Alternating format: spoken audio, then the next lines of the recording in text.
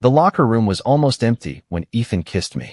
10 minutes earlier, Westbridge University had won the conference semifinal, and the hallway outside was still alive with teammates shouting about dinner, music, and the championship waiting for us on Sunday. Inside, the noise had faded to the hum of fluorescent lights and the distant sound of water running somewhere beyond the showers. I was standing beside my locker, stuffing my navy warm-up jacket into my duffel bag, when Ethan Walker said my name. I turned around. He was still wearing his white team jersey, his dark hair damp from the cold November air, but the expression on his face did not belong to the captain who had just led us through 90 exhausting minutes. "Why have you been avoiding me?" he asked. I should have expected the question. For 3 weeks, I had stopped waiting for him after practice. I had changed where I sat on the team bus. I had even started buying coffee from the student center instead of the little place near the athletic complex, because Ethan somehow appeared there every Tuesday and Thursday at exactly 8:15. "I have not been avoiding you." Ethan gave me the look he used when a teammate tried explaining a bad pass that everyone had clearly seen. "Caleb, we just won. Can we not do this tonight? That is what you said last week." I zipped my bag. "Maybe because there is nothing to do." Ethan stepped closer, then stopped with several feet still between us. Did I do something? That question nearly broke every rule I had spent weeks creating for myself. Ethan sounded genuinely worried. Not angry. Not offended. Worried. "No." "Then tell me what changed." I looked toward the open doorway. Anyone could have returned. "Nothing changed. You stopped talking to me. We talk every day. About soccer. We play soccer together." His jaw tightened. "You know what I mean." I did. That was the problem. I knew exactly what he meant, and I knew exactly why I had been running from it. I picked up my duffel. "I should go." "Caleb, wait." I stopped. Ethan did not grab my arm or block the doorway. He simply stood there, looking more uncertain than I had ever seen him. "When you made that pass tonight," he said, "I knew where you were going before you even looked up." I tried to smile. "That is called teamwork." "No, this is not about the match." My heartbeat suddenly felt louder than the hallway celebration. Ethan took one careful step closer. "I keep looking for you." I could not answer. "After practice. On the bus. In class when I know you are not even there. I walk into that coffee shop and notice when your table is empty." "Ethan, tell me to stop." The words were quiet. I should have. Instead, I stood there. Ethan searched my face as though waiting for an answer I could not give him. Then he leaned closer and kissed me. It lasted only a moment. There was nothing dramatic about it. Nothing like the celebrations happening outside.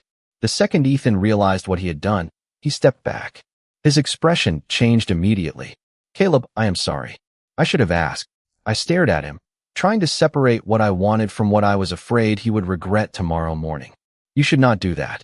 Ethan went still. I saw him understand those words in the simplest possible way. "Rejection. Right," he said quietly. "I am sorry." I wanted to explain, but footsteps sounded in the hallway. My courage disappeared before whoever was coming reached the doorway. I picked up my bag. "Good night, Ethan." He nodded once. "Good night." I walked out before I could turn around. 5 weeks earlier, none of this would have seemed possible. Back then, Ethan Walker was simply our 22-year-old senior captain, the person everyone trusted when a match became difficult. He followed schedules, remembered formations, arrived 20 minutes early, and somehow knew when every teammate was struggling before anyone said a word. I was Caleb Foster, 21, a junior midfielder who had learned that being useful was safer than being noticed. On the first Monday of October, after practice ended under a gray sky, I was sitting alone on the lowest row of bleachers retaping the loose strap on my gear bag when a shadow crossed the concrete in front of me. I looked up and found Ethan holding 2 paper coffee cups. "You forgot this," he said, offering me one. I frowned. I did not order coffee. "I know." "Then how did I forget it?" Ethan sat beside me, leaving about a foot of space between us. "You look tired." I accepted the cup and noticed immediately that it was exactly how I drank it. "How do you know my order?" Ethan looked toward the empty field. "You get the same thing every Thursday." I stared at him. He shrugged as if remembering something that small meant nothing. At the time, I believed him. That was before I understood Ethan Walker had already started paying attention. The coffee should have been nothing. Teammates bought each other drinks all the time, especially during the middle of a long season when morning classes and afternoon practices made everyone look permanently exhausted. I told myself Ethan, remembering my order belonged in that category. Then Tuesday happened. I reached the athletic center at 6:40 in the morning for strength training and found Ethan already there, sitting on a bench near the entrance with his backpack beside him. He looked at the clock when I walked in. 3 minutes early. You are improving. I am always early. You were 30 seconds late Thursday. You noticed 30 seconds? Ethan stood and opened the door. Captain. That was his explanation for almost everything. He noticed who skipped breakfast, who needed new cleats, who had an exam the morning after an away match, and who became unusually quiet after making a mistake. People trusted him because his attention never felt performative. Coach Reynolds trusted him enough to let him lead warm-ups. Freshmen asked him questions they were afraid to ask the coaching staff. Even seniors listened when he told them to stop complaining and focus. The strange part was that Ethan never seemed to need anything himself.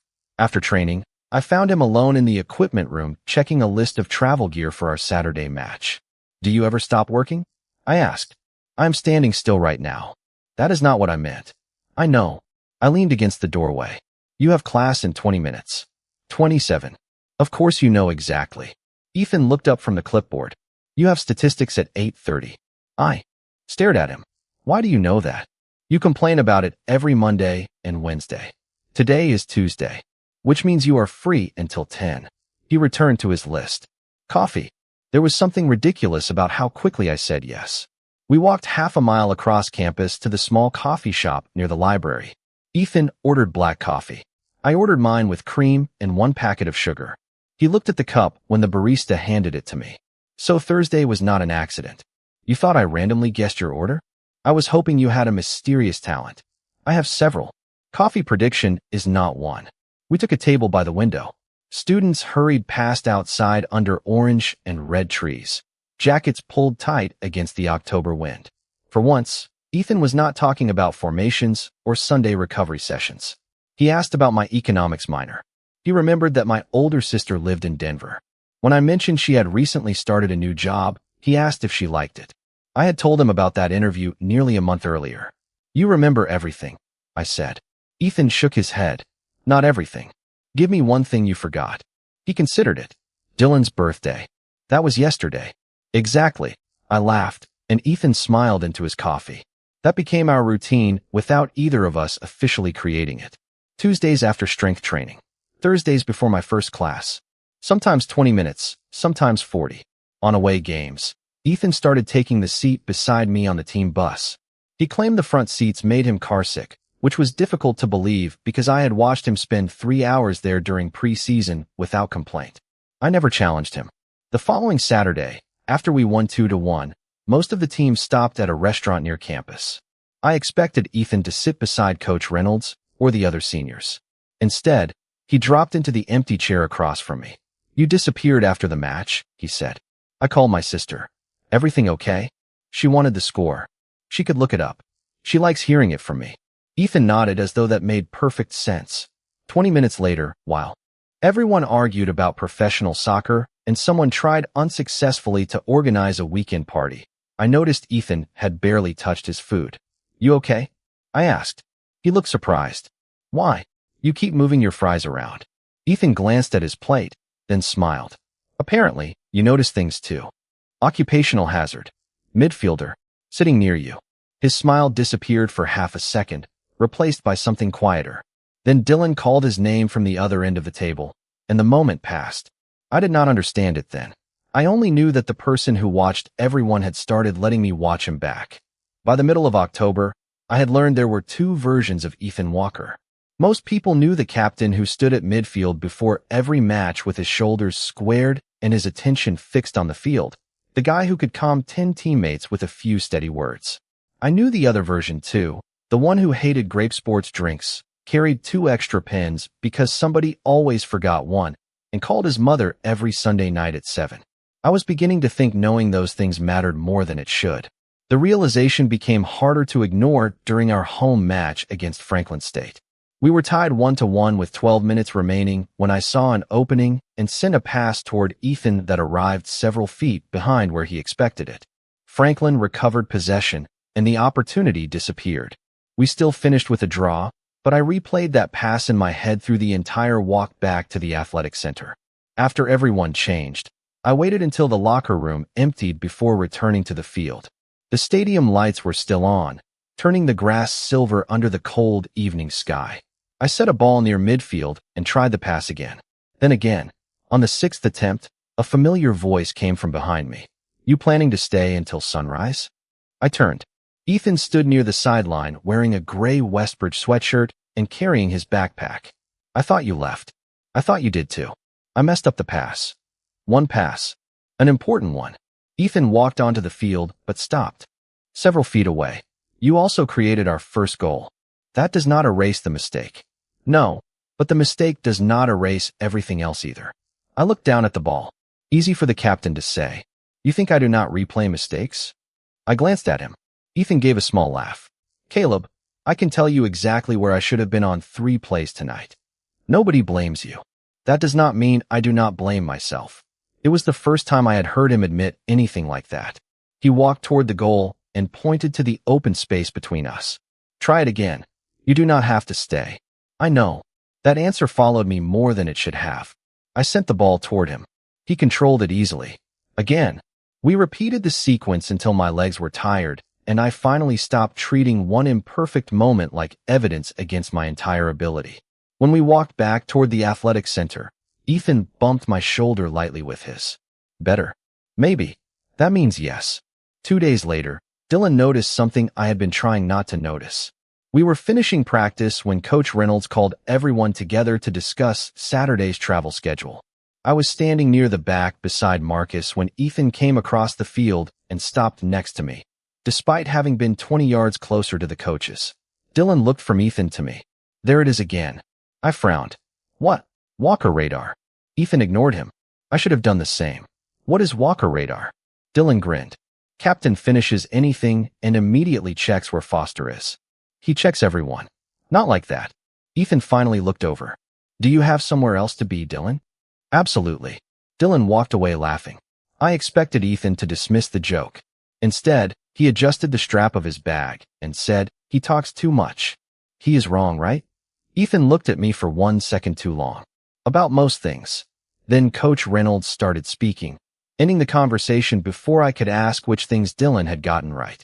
That evening, I sat on the team bus for our short trip to a community event downtown. I deliberately chose a window seat halfway back. Ethan boarded last after talking with Coach Reynolds. There were empty seats near the front and 3 near the rear. He scanned the bus, saw me, and walked directly down the aisle. "Taken?" he asked, pointing at the seat beside me. "Apparently not." He sat down. For the first 10 minutes, neither of us spoke. Then Ethan handed me one earbud from the pair connected to his phone. "You will complain about my music." "I probably will." I put it in anyway. Somewhere between campus and downtown, with October rain tracing lines across the window and Ethan sitting close enough that our shoulders occasionally touched when the bus turned, I finally admitted something to myself I had been carefully renaming for weeks. The coffee was not just coffee anymore. The bus seat was not just a bus seat. And when Ethan entered a room, I had started looking for him too. Once I admitted what I felt, every ordinary moment became harder to treat as ordinary. Ethan was still Ethan. He still arrived early, remembered everyone's schedule, and acted as though carrying half the team's worries was simply part of being captain. The difference was that I had stopped being able to pretend my attention was neutral. When he smiled at me across the field, I remembered it afterward. When he chose the seat beside mine, I noticed the empty alternatives. When he handed me coffee without asking, I wondered whether he understood how dangerous small kindnesses could become when you wanted them to mean more. So I made a rule. I would never be alone with Ethan when either of us was emotional. It sounded reasonable. We had a season to finish. He was our captain. I was his teammate. Whatever existed between us could remain unnamed until it disappeared. The first test came after a difficult practice near the end of October. Coach Reynolds kept us 20 minutes late after our defensive shape fell apart during drills. Everyone left tired and irritated. Ethan caught up with me outside the athletic center. "Coffee. I have reading." "You always have reading." "Tonight, I am actually doing it." He studied my face. "Tomorrow." "Maybe." I hated how disappointed he looked. The next morning, I skipped our usual coffee shop and went directly to class. On Thursday, I did it again. Then I changed my seat on the bus before our next away match, choosing a place beside Marcus near the rear. Ethan boarded, looked toward the seat where I normally sat, then found me. He did not say anything. He sat near the front. That should have made everything easier. Instead, I spent 2 hours staring at the back of his head and wondering why protecting myself felt so much like losing something. After the match, Ethan found me near the equipment cases. Did I do something? No. You keep saying that. Because you did not. Then why have you disappeared? I forced a laugh. I'm standing right here. You know what I mean. I did, and hearing the same words he would eventually use in that locker room made my chest tighten. We are teammates, Ethan. We still see each other every day. His expression shifted. Is that all we are? The question caught me completely unprepared. I looked toward the hallway where several teammates were passing. What else would we be? Ethan was quiet long enough that I wished I could take the question back. Right, he finally said. Forget it. He walked away before I could explain.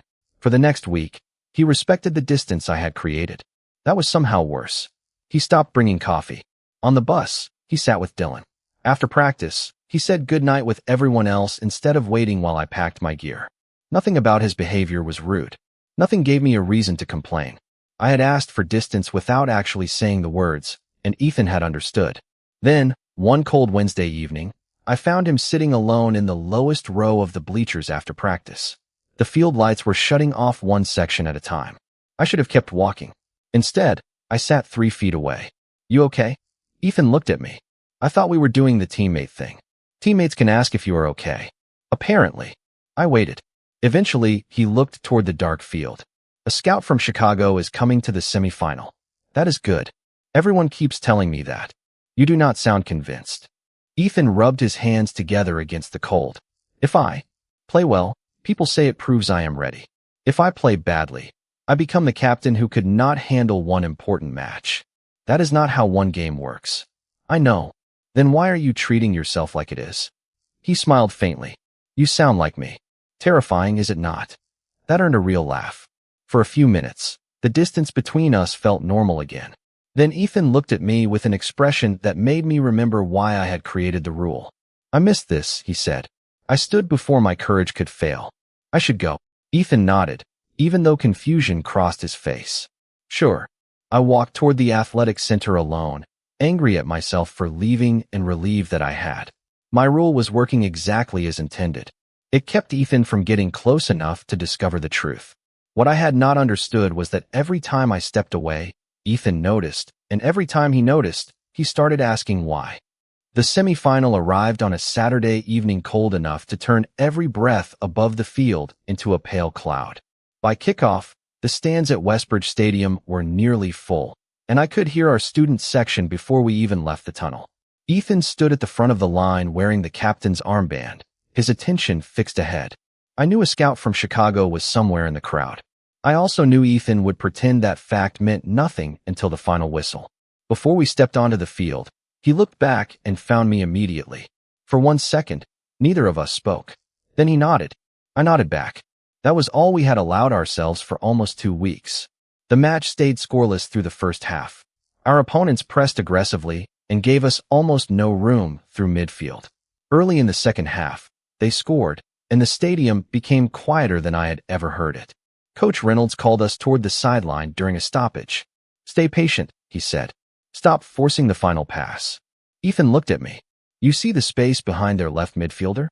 Yes. Use it. There was no hesitation in his voice. He still trusted me. 10 minutes later, I carried the ball through that exact space and sent it wide to Marcus, whose cross created our equalizer. The noise returned all at once.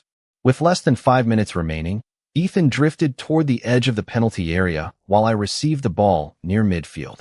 He had not looked at me yet, but I knew where he was going.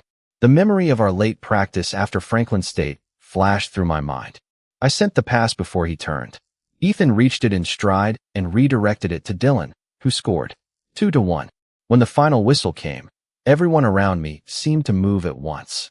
Teammates shouted, the student section erupted, and Coach Reynolds disappeared into a crowd near the sideline. Ethan should have been celebrating with the seniors. Instead, through all that movement, I saw him looking for someone. Then his eyes found mine. He smiled. I forgot every rule I had made. Only for a second. That was enough to frighten me. Back inside the athletic center, the locker room filled with music and excited conversations about Sunday's championship. I changed quickly. If I left before Ethan finished talking with Coach Reynolds, I could avoid being alone with him. Foster, we are getting food, Dylan called from the doorway. Coming. I will meet you there. One by one, everyone left. I zipped my duffel and realized too late that Ethan had returned. He stood near the opposite row of lockers, still wearing his white jersey. You are leaving? That is usually what people do after a match. You have been doing that a lot lately. I looked at the door. Ethan, just tell me what happened. Nothing happened. Then why did you stop getting coffee with me? I said nothing. Why did you move seats on the bus? He took a breath. Why do you leave every time we are alone? My hand tightened around the strap of my bag. We have a championship tomorrow. This is not the time. There is never a time with you anymore. Maybe there should not be. The words came out sharper than I intended. Ethan went quiet. I immediately regretted them. That is not what I meant. Then what did you mean? I could hear teammates somewhere down the hallway, their voices growing more distant. You are the captain, I said. I am your teammate. We are in the middle of the most important weekend of our season. I know all of that. Then why are we having this conversation? Because I miss you. I looked at him. Ethan seemed almost surprised that he had said it aloud. I miss sitting next to you on the bus. I miss Tuesday coffee. I miss you making fun of my music.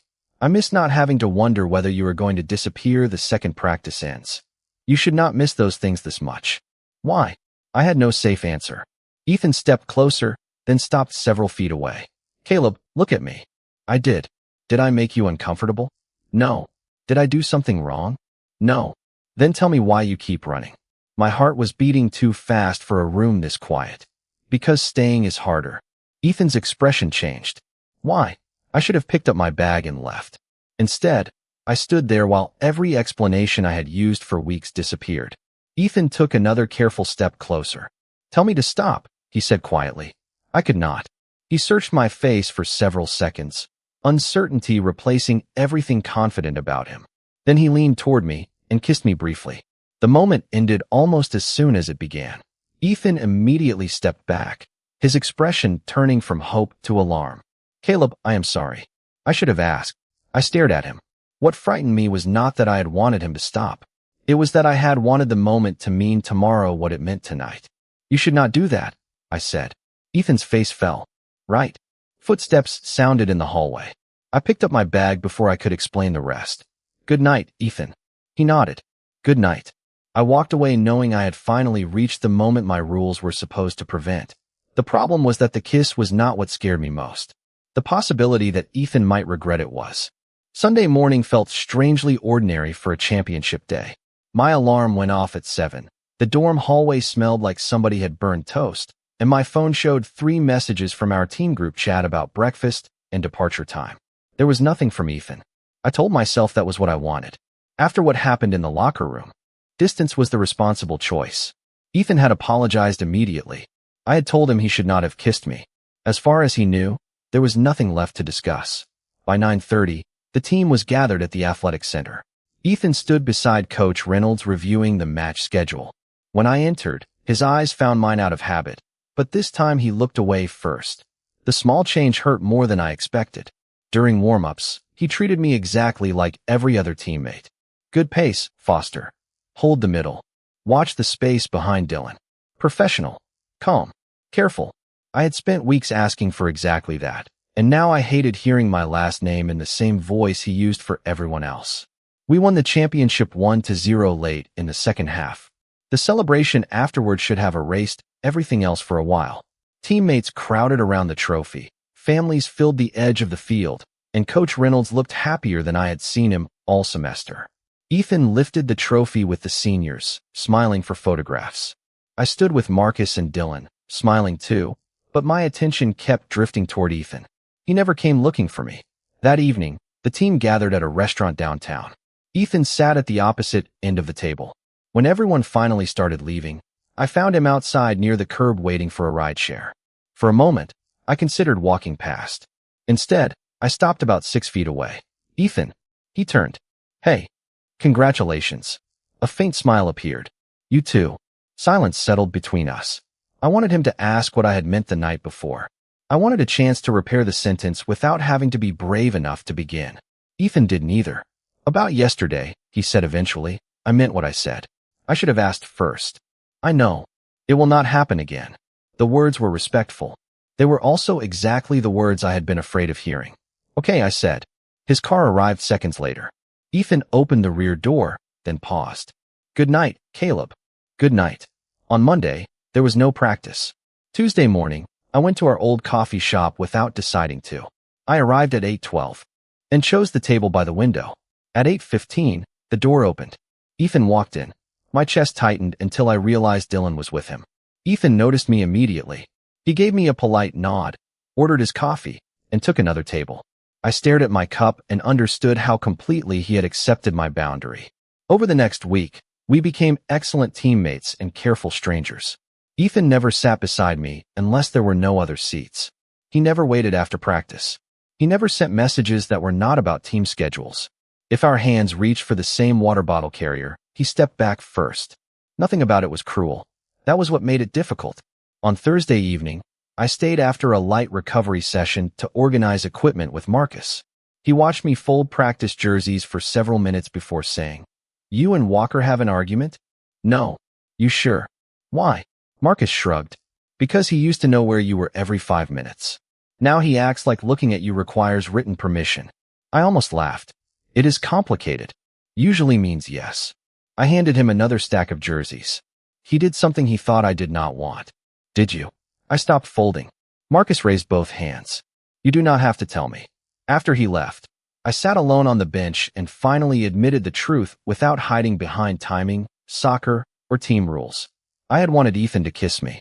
What I had not wanted was to become a decision he made because we had won an emotional match and adrenaline was still carrying him.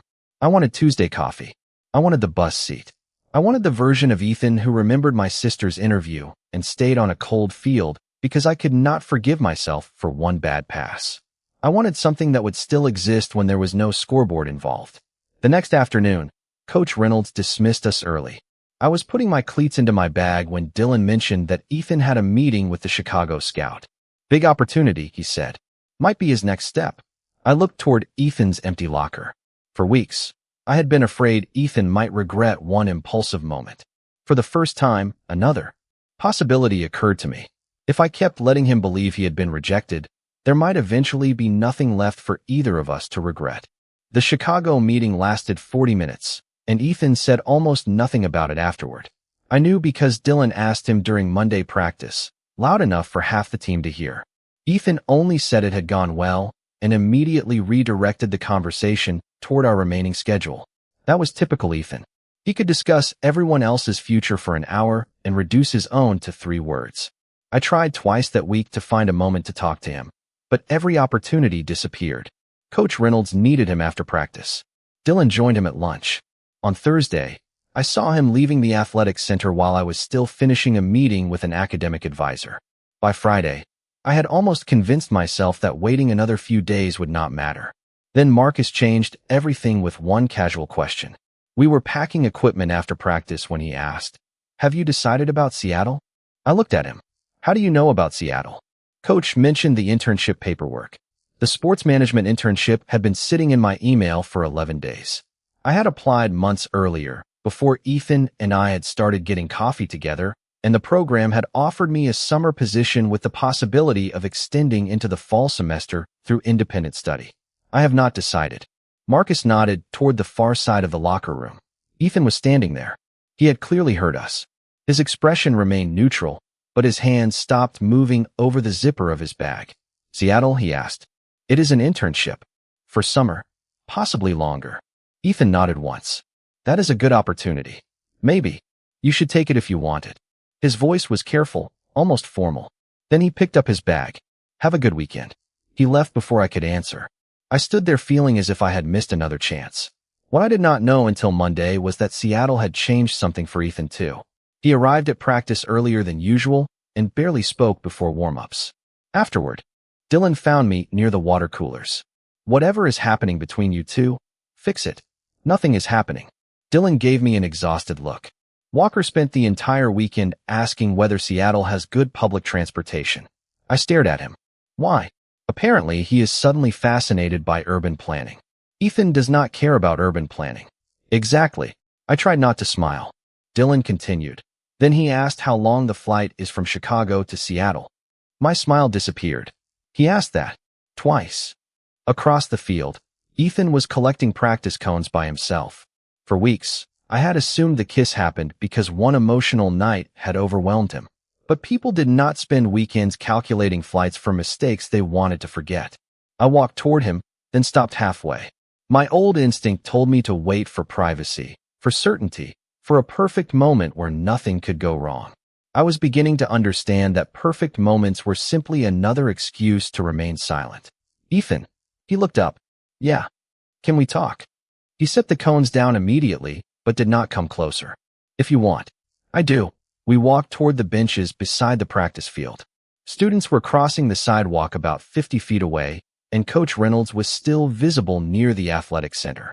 It felt safer than the locker room because neither of us was trapped inside a private moment.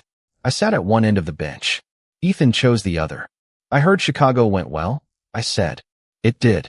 Are you interested? Yes. He paused. Are you interested in Seattle? Yes. The answer seemed to hurt him, although he tried not to show it. Then you should go. You keep saying that. Because I do not want to be the reason you turn down something important. I looked at him. Would it matter to you if I went? Ethan stared toward the field. That is not a fair question.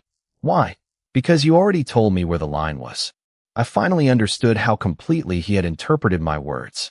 Ethan, I did not mean what you think I meant. He turned toward me. You said I should not have done it. I know. That seemed clear. It was not. His expression changed. But he remained exactly where he was. Then tell me what it meant. I wanted to. Instead, the words caught behind weeks of fear. Ethan waited without moving closer. Finally, he said, you do not have to explain today. I want to. Then do it when you are ready. He stood, picked up the cones, and gave me a small smile before walking toward the athletic center. I watched him go and realized something important. Ethan had finally stopped chasing an answer from me. He was giving me the choice to come toward him. And for the first time, I knew exactly what I wanted to do. I did not wait for another perfect moment.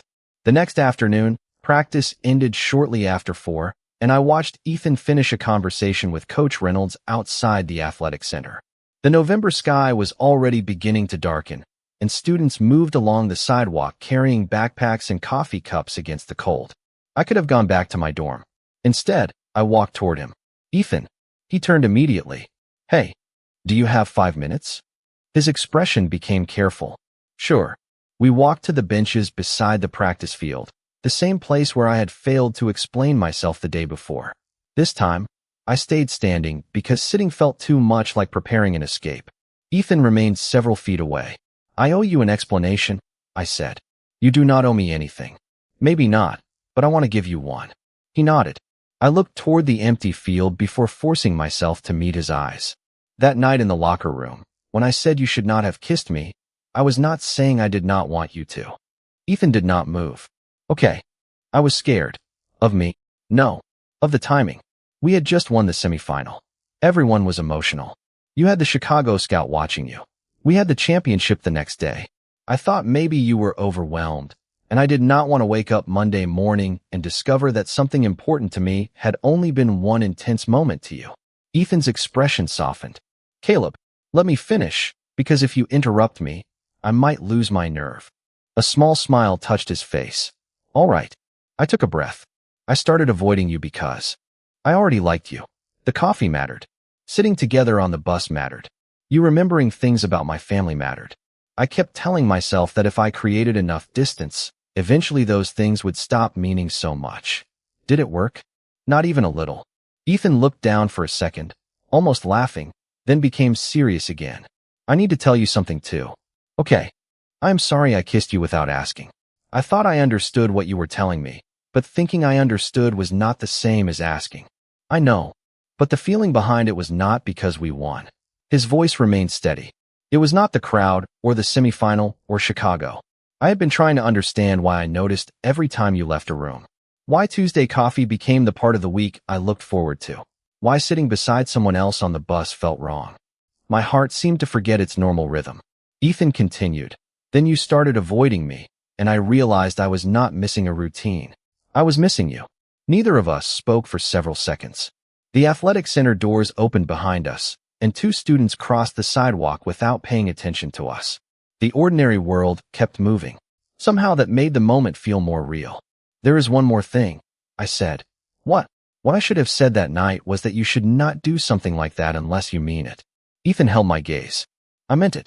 3 words, and suddenly weeks of confusion became simple. I smiled before I could stop myself. Ethan smiled too, but he did not move closer. What happens now? He asked. I do not know. Chicago is still possible. Seattle is still possible. Those are terrible cities to choose for convenient geography. I laughed. You researched the flights. Ethan looked embarrassed. Dylan talks too much. He said you were studying public transportation. I had a difficult weekend. I shook my head, still smiling. Then the silence returned, warmer this time. Ethan slipped his hands into the pockets of his jacket. I am not going to ask you to change your plans for me. Good. I am not asking you to change yours either. So we figure it out? We figure it out. Ethan nodded, and I realized how different this felt from the locker room. There was no rush, no victory still echoing through the hallway, no question hidden inside an impulsive moment. Just two people standing in the cold and finally saying what they meant. I started toward the sidewalk, then turned back. Coffee tomorrow? Ethan's face brightened in a way I had missed more than I wanted to admit. 8:15. You remembered. Caleb, I remember your sister's job interview. I laughed. Right. We walked toward campus together, close but not touching. For once, neither of us needed the distance to feel safe. The next morning, Ethan was already at the coffee shop when I arrived at 8:13. 2 cups sat on the table by the window, and mine had cream and 1 packet of sugar. You are early, he said. 2 minutes. I noticed. I sat across from him, and for the first time in weeks, nothing about being there felt borrowed or temporary. We did not make promises about Chicago or Seattle. We talked about class, winter break, Dylan's terrible music, and whether Coach Reynolds would actually let the team rest after the season. That became our new rule. We would not build a future out of assumptions. We would ask. We would answer. We would let important things become important at their own pace. 2 weeks later, Westbridge hosted a final exhibition match before winter break. The result did not affect our season, but the stadium still filled with families and students bundled against the December cold. Before we left the athletic center, I found Ethan waiting near the tunnel. Around us, teammates adjusted jackets and traded jokes, but Ethan looked only at me. He held out his hand without closing the distance between us. Can I? He asked. I looked at his hand, then at him. Yes. I placed my hand in his for a brief second before we joined the others. It was such a small gesture that nobody around us seemed to notice. To me, it felt larger than the noise waiting outside. After the match, we returned to the same locker room where everything had become complicated weeks earlier. This time, there was no urgency. Most of the team had already left for dinner when Ethan stopped beside my locker. Coffee tomorrow? He asked. You know the answer. I am practicing asking. Then keep practicing. He smiled. Can I sit beside you on the bus next semester? That depends. On what? Your playlist. Ethan looked offended. My playlist is excellent. That is not what anyone on this team believes. He laughed, and the last trace of tension attached to that room seemed to disappear. Then he became quiet. Can I kiss you? There it was again, the question that changed everything precisely because it was a question. I smiled. Yes. The kiss was brief and gentle, followed by Ethan stepping back with a smile that made me laugh. Nothing needed to be dramatic. Nothing needed to prove itself in one moment.